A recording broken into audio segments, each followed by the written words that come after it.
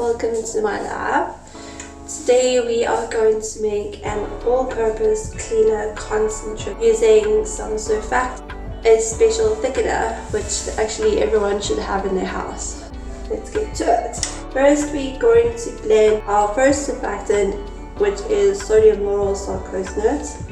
We're going to blend that with lauryl glucose. Blending two or more surfactants together creates a very balanced and gentle surfactant blend. So while both of these surfactants are perfectly fine on their own, they actually work even better when combined together. So we're just going to measure out our second surfactant, which is lauryl glucose. Lauryl glucoside is very thick, so we just have to be a little bit patient when mixing it, but it's only a tiny bit. Quiet. Now, the sodium lauryl sarcosinate, our first surfactant, quite unique because it's an anionic surfactant, while the lauryl glucoside is a non-ionic surfactant. What this means that the anionic surfactant has a negative charge, while the non-ionic surfactant, as its name kind of denotes, has no charge. So overall, the charge of this product will be negative. And the thing about negatively charged surfactants is you can thicken them with salt. So you can't actually thicken your non-ionic or your cationic surfactants with salt, but because this contains a negative surfactant, the overall charge will be negative, so you can. Okay, so we're just going to blend this together. It will create a few bubbles, but don't worry about that. You could also get in here with a soup blender, which is actually what I'm going to do real quick. Never mind, I forgot it was load shedding, so we don't have any power. So I'll just have to do this by hand.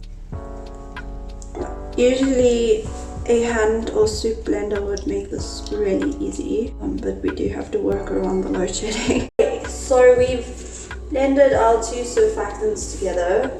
And now we're going to add the water. This is just distilled water from the shops. You could also use boiled tap water or boiled filter water, just anything as long as it's kind of been disinfected, either by boiling or distilling. Okay, so that is our water. As you can see, the blender created quite a few bubbles. It also made it go quite opaque. It should clear up with time, and obviously the bubbles will dissipate as well. Okay, it's quite runny, but now I'm going to add our secret thickener, which is not so secret, it's just salt. I would actually have preferred to use just plain white table salt, but I don't have any, only have Himalayan salt. So we're going to just use that anyway. It's perfectly fine if it's the same thing. So I'm going to just grind this straight in, and we're just going to dissolve this. Himalayan salt might take a little bit longer to dissolve, especially because I used the chunky form. So really, if you are making this, just use normal white table salt. Okay, we have pretty much dissolved our salt. Now we're going to check our pH quickly. Sodium lauryl sarcosinate has got an interesting property whereby it also changes viscosity at a specific pH. So that in combination with our salt is going to give us a nicer thickener. So I'm just checking the pH before I add the preservative, because the preservative always lowers the pH. The pH is currently still fine, it's at 9, and we are looking for a final pH of around 5. So I'm going to go ahead and add our preservative, and then we're going to check the pH again. I'm going to just give this a good stir. Okay, now we're going to test the pH again. It has dropped to around 8, so we still have a little way to go. So I'm just going to lower the pH little by little because you don't want to overshoot the mark. Okay, so we're going to test our pH after every addition of the citric acid. Okay, we are getting there. The pH is at about 6.5 now, so we're going to lower it just a little bit more. So you really need to be careful around about now. If you do overshoot the mark and you lower the pH too much, the sodium lauryl sarcosinate will just go liquid again. So it's liquid to start out with. It thickens up nicely at about pH 5 and it'll go liquid again at a lower pH. So don't worry about if you do overshoot the pH on either side of the spectrum, it's really fine. The product will still be as effective, it just won't have that nice viscosity that we're looking for.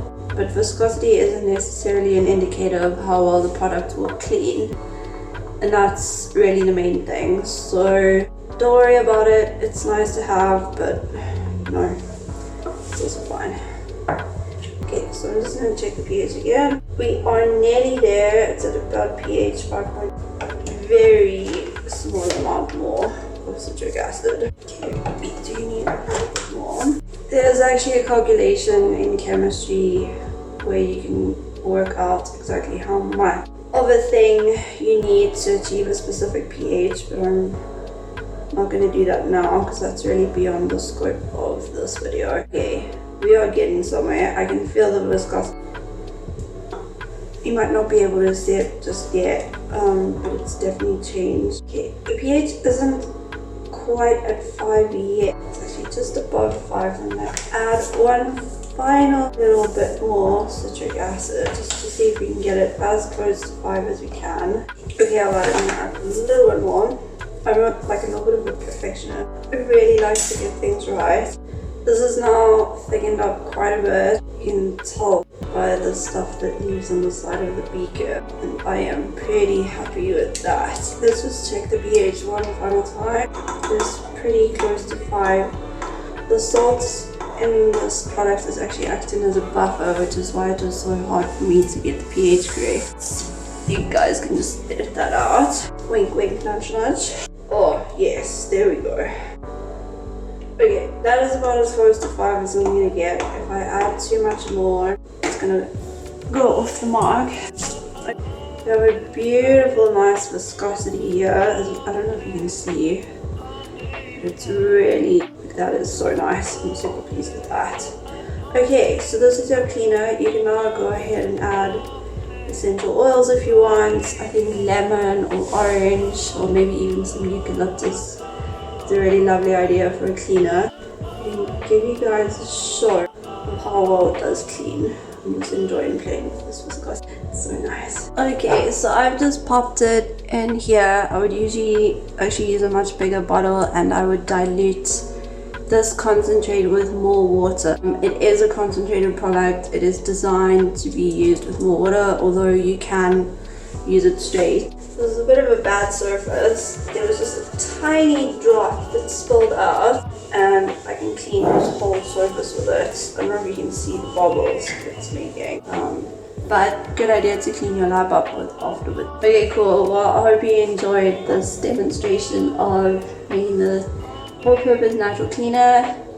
As you can see, it was only a couple of ingredients.